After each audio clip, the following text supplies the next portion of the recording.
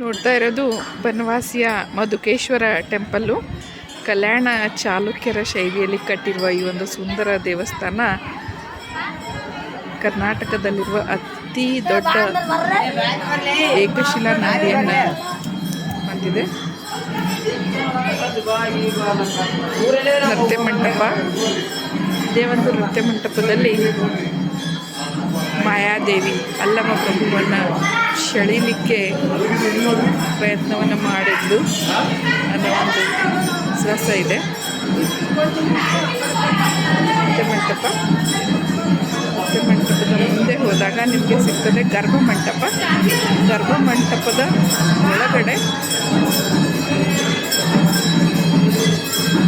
ವಧುವಿನ ಆಕೃತಿಯಲ್ಲಿರುವ ಶಿವಲಿಂಗ ಇದೆ. ನೀವು ನೋಡ್ತಾ ಇರ್ಬೋದು, ಆರತಿ ನಡೀತಾ ಇದೆ ಶಿವಲಿಂಗಕ್ಕೆ. ಪೂಜೆ ಮಾಡ್ತಾ ಇದ್ದಾರೆ.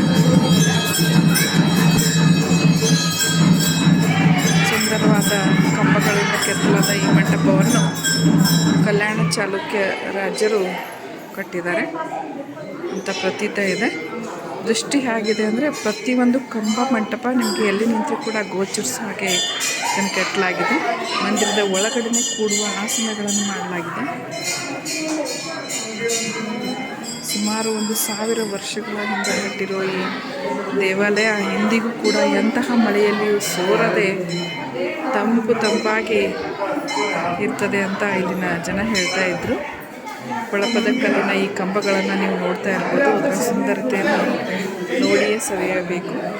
ಕೆತ್ತನೆಯನ್ನು ನಾವು ಕಣ್ತುಂಬಿಕೊಳ್ಳಲಿಕ್ಕೆ ಬನವಾಸಿಗೆ ಬರಬೇಕಾಗುತ್ತೆ.